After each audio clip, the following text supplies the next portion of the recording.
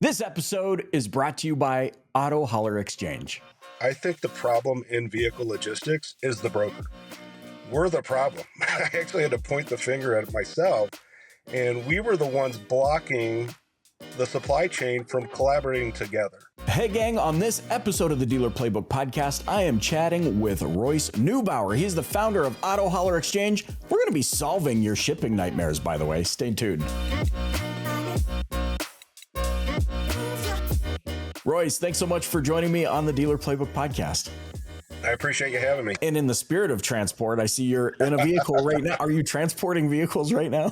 I'm not currently transporting vehicles, but I am actually heading to a dealership. So I've been traveling quite a bit, so we're going to go catch up with some customers today. I mean, it looks like you guys are catching fire, and we're going to talk about that in just a minute. But first, a little get to know you. I mean, how did you arrive at, of all the things that people are doing in the auto industry, how did the transport side of the business be the thing that you dove into? Yeah, it's kind of crazy. I've been in logistics for 24 years now. Primarily on the freight side of the world and shipping commodities like food, produce, consumable goods. But being here in Michigan, obviously the automotive industry was going to pull us in at some point in time. So we launched a vehicle division in our brokerage back in 2020, which was obviously an interesting time for everybody. But the brokerage division, the vehicle division, really expanded and grew very quickly. But the beautiful part for me, it was kind of a rebirth in logistics because it was a new vertical. I didn't know much about shipping cars. I'm kind of new to the space. So I came into it with no preconceived notions, no blinders on, just ready to ask questions and really learn from our shippers and our carriers. And I quickly discovered that it was the most fragmented, disjointed vertical in logistics that I had experienced in 20 years, right? Because that was about my 20th years in logistics.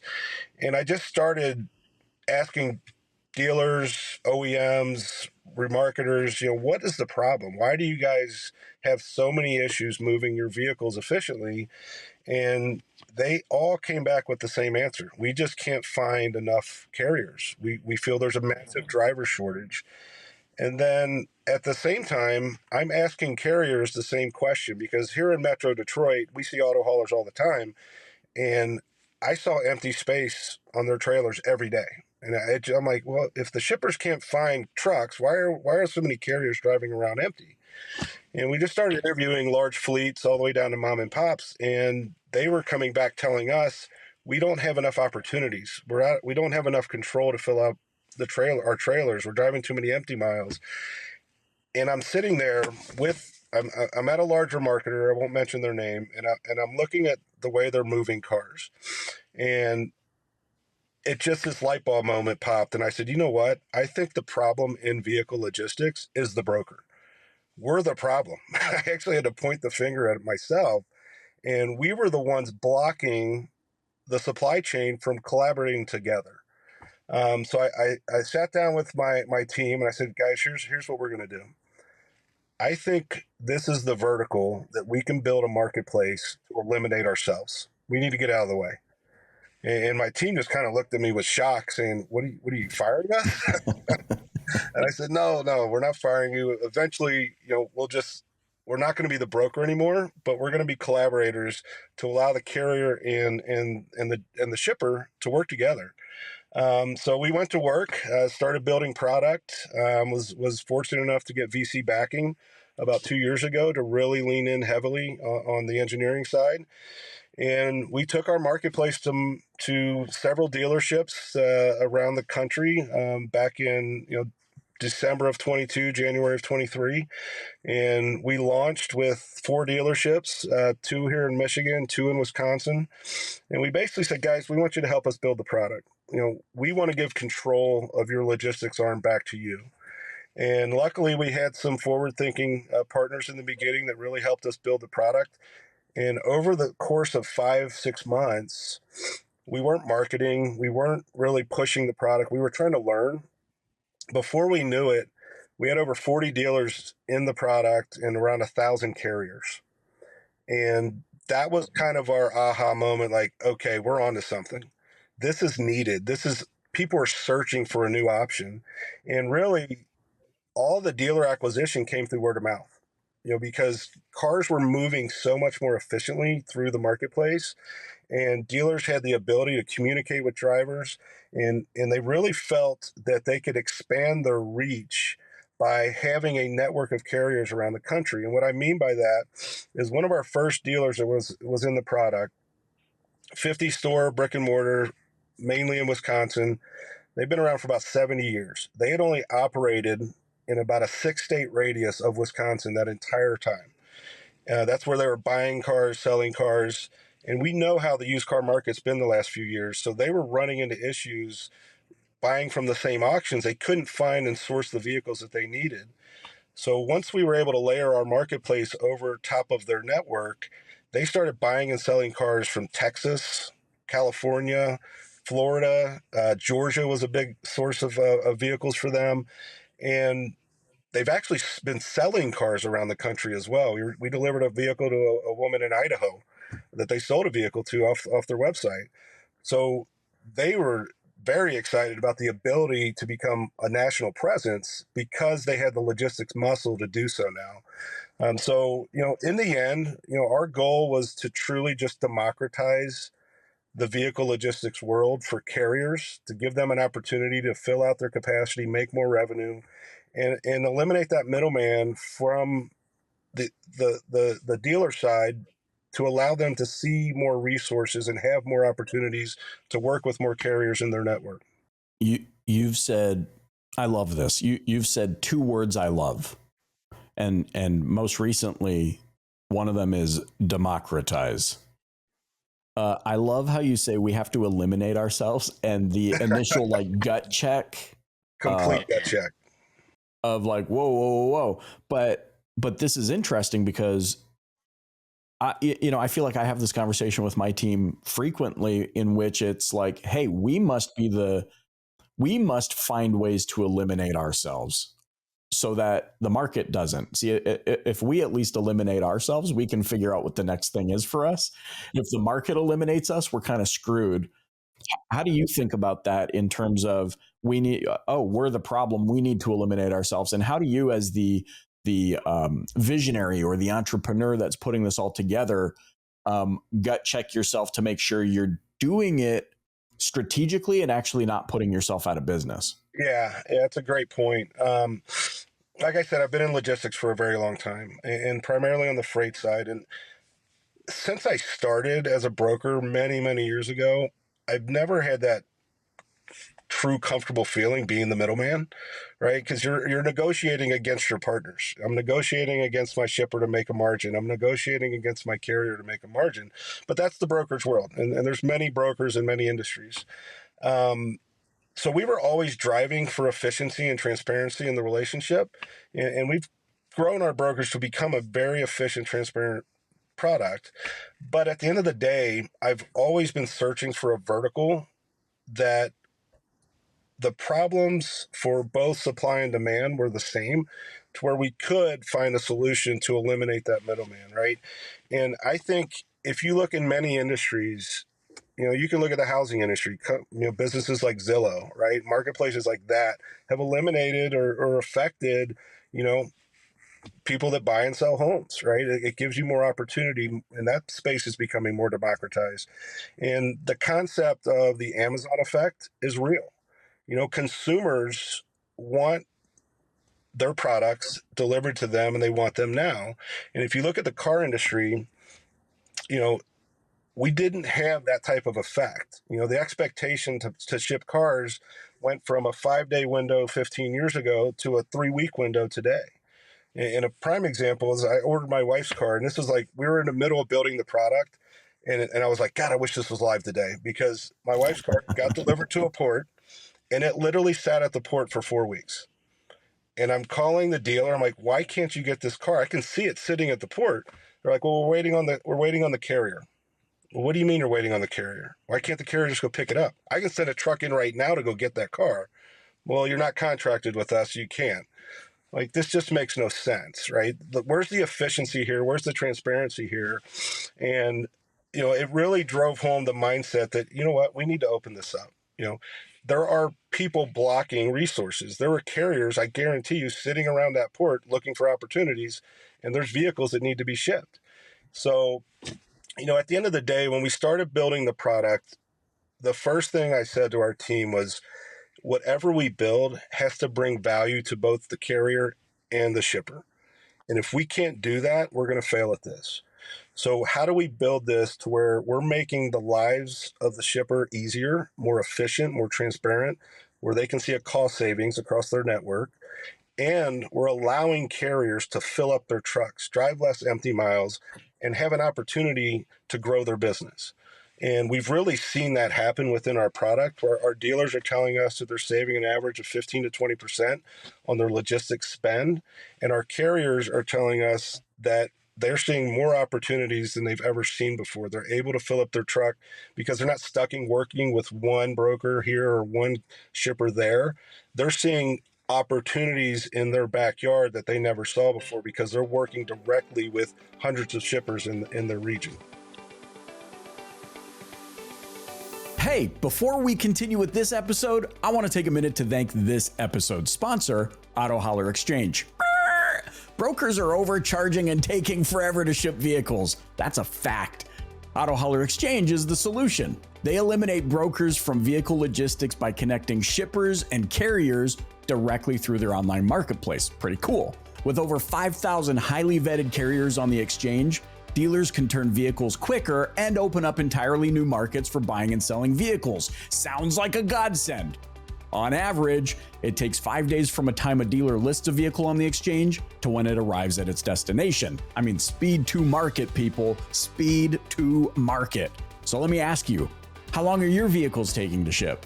And if you don't know, that's probably another reason for you to try Auto Hauler Exchange. You get analytics, you get reporting, and it's all going to help you better understand your shipping costs and timelines. Talk about transparency. And guess what? It's completely free to list your vehicles. The exchange takes a transparent 10% fee for shipping with no hidden fees. The price you pay, minus the 10% fee, is the amount that Auto Hauler Exchange is paying to the carrier. Get your vehicles moving faster today and talk with someone from the Auto Hauler Exchange team to get set up with a shipper account. Visit autohaulerexchange.com to get more information. All right, let's pop back to this episode. I mean, this is huge. I love your mindset around this. First of all, in an industry that is all about the handcuffs, like blocking resources has actually been the economy of our industry since the beginning. How can I fortify what I'm doing so that nobody else can touch it? Therefore, I'm the only option. And what you picked up on is this is a lose-lose actually for everybody. It's not even a win for the company that's blocking resources because it just makes them look bad. And just your mindset, very Zig Ziglar-esque, if I may say, like help others achieve success, you'll be successful in this concept of bringing value to both sides. I couldn't agree with you more. And that's always kind of been my mindset. One thing that we've also focused on is people look at logistics as a necessary evil, right? It's a spend center. It's something that's kind of kicked to the back, burn. It's not sexy, right. But I look at it as an opportunity to recapture revenue because it is a spend center. And how are you spending those dollars? Are you spending them intelligently? Are you spending them in a mindful way? Or are you just throwing dollars against the wall because you feel you have to? So we're looking at every opportunity with our shippers on how they're spending their logistics dollars, and we're helping them recapture revenue that's going to their bottom line. And if you look at the car market today, there's the used cars out there with inflation and with interest rates. The margins that dealer's making off that used car isn't what it was 2 years ago. New cars, we know they're not making as much as they were 2 years ago. So they're losing their top line sales, they're losing margin. So how do we help them recapture some of their spend that goes to their bottom line? So we take it, a holistic view at how logistics is monitored and looked at. And if you handle it in an intelligent way, in a mindful way, there's a lot of dollars out there that you don't need to be spending. And our process and our data that we're able to provide for our shipper network is showing them how to spend their dollars and showing them when to spend their dollars and which markets are going to be more expensive if they're going to buy from auction. We're going to show them the cost to ship that vehicle and what the market rate might be to give them an idea of what they're truly going to generate out of that vehicle. And there's certain times of years that you don't want to buy in certain states because the cost to ship those cars is elevated. I'll use Michigan as an example. We're getting ready for snowbird season, which means a lot of people are going to be heading to the south. So the cost to ship cars out of Michigan over the next month or two is going to slowly rise, right? And then by the holidays, it's going to be astronomical. They're going to be asking for $2,000-$3,000 a vehicle, which makes no sense. If you just wait till the middle of January, it'll cost you $500. Right. So the timing is important, right? So we want to be able to provide our dealers and our shippers with that knowledge that, hey, if you're going to be buying from certain auctions and going to certain regions in the country, you might be paying more over the next couple of weeks than you would have, previously. It's what fascinates me about this, to your point, is this is not something that is typically top of mind for a lot of people. I mean, we all drive the freeways. We see trucks and transport companies all over the place, but do we even think about how much of the economy is actually moved by logistics? Like everything you're wearing right now, the microphone you're speaking into, the stuff hanging on your wall behind you, it was all on a truck at some point in time. Yeah, isn't that it? And you just don't think of it. And so what I love is that you found a way to bolster the pocketbooks of both the dealer and the shipper or the transport company. That's a win-win for both of them because you're putting this group to work and you're saving this group a tremendous amount of money. How do you make sure that everything stays above board? That, I'm just going to say it, like sleazy shipper isn't, ruining the program for everybody. No, that's a valid point. First and foremost, on the carrier side, we have a carrier vetting system that's tried and true that we've used within our brokerage model for 20 plus years. We make sure that the carriers have the right insurance, the right DOT safety ratings, the right authority to safely transport those vehicles, right? And that's to protect the shippers. And then on the shipper side, we're vetting our shippers the same way we vet our carriers. We make sure that their financials are strong and that they're going to pay their bills. And, we're dealing with, independent dealerships all the way up to publicly traded dealership groups. We're working with OEMs. We're working with rail providers. So we're working with some very collateralized, strong shippers around the country. We do ship for consumers direct as well. We've had about 200 consumers just find us through Google. We weren't building the product initially for consumers. It's more of an enterprise, but there's an opportunity there, right? Consumers want to ship their cars, safely and efficiently as well. So we are building in a consumer interface to where, we'll have to verify the VIN of that vehicle is owned by the person and they can swipe their credit card to pay. But, at the end of the day, our systems are, checking the boxes to make sure that carrier's legitimate, that shipper's legitimate. Knock on wood, we haven't had any bad actors to date. I think on the most important side from the dealer's perspective, we've actually brought on probably 15 dealers that have dealt with fraud over the past year because their previous broker or the system they were using wasn't vetting the carrier properly. So our system, can defend against that. We know that the vehicle that is being picked up by a legitimate carrier. We've got tracking systems in place where every shipment is tracked through the carrier's ELD system. We're partnering with different driver apps in the market that carriers use, where we can get legitimate inspection reports, get pictures of the vehicles, and track the drivers through their cell phones as well. So we're trying to put all the safety metrics in place that I've learned over the past 24 years in logistics.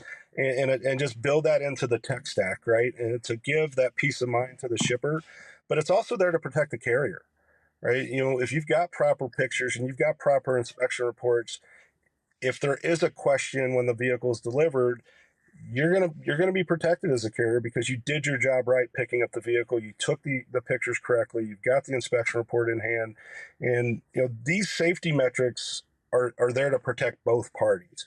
And we just want to make sure that we're providing them with all the right tools to really succeed within their logistics program. I love it. I've got one last question for you here as we wind down. In past episodes, I've interviewed Jesse Cole, the founder of the Savannah Bananas, that baseball team. And in that episode, he talked about how he's like, sure, you could, relate us to the Harlem Globetrotters of baseball, but we don't really think of ourselves that way. Where I'm going with this is, you guys are kind of the Uber of logistics. Is that a fair comparison? Like, you've democratized it, you've put people to work, you've made it easier for the shipper, and you're making it easier for the carrier. Is that a fair? It is a very fair assessment. It's funny you say that because I was presenting at a dealer conference yesterday, and I used the Uber effect to the cab industry, right? Where Uber really did democratize the drivers to pick and choose who they worked for and when they worked. It's interesting. Uber has tried this in the freight world. Uber Freight is the fourth largest brokerage in the country. They do a great job, but freight is so diverse and there's so many moving parts. It's really difficult to democratize something that's that big. And the reason we really focused on vehicle logistics is because it is siloed. The carriers are doing the same thing, whether they're picking up at an OEM or picking up at a rail or picking up at a dealership or dropping off to a consumer. The shippers were all dealing with the same issues and the same headaches. So we feel that we have, given that Uber effect, I guess, to the vehicle logistics world. And at the end of the day, it comes down to the end customer experience. We all want the best service at the best price at the quickest speed, right? And we feel the value that this product is bringing to the end customer is helping everybody succeed, from dealership to OEM to rail to carrier to consumer. And that's been the beauty of the growth over the past 15, 16 months as the products really come along, is seeing the success across the entire network for all parties. Yeah, that's awesome. This is enlightening. I'm not going to lie. It's not something I think car business. I'm not thinking about logistics, but I don't know why I'm not, because you've just pointed out literally everything I'm surrounded by in my life happened through transport. But this has been very enlightening. Royce, how can those listening or watching learn more about Auto Hauler Exchange? Yeah, our website is www.autohaulerexchange.com. And if you have any questions, you can reach me directly at Royce@autohaulerx.com. Love it, man. Royce, thanks so much for joining me on the Dealer Playbook Podcast. I appreciate you for having me. Hey, thanks for listening to the Dealer Playbook Podcast. If you enjoyed tuning in, please subscribe, share, and hit that like button. You can also join us and the DPB community on social media. Check back next week for a new Dealer Playbook episode.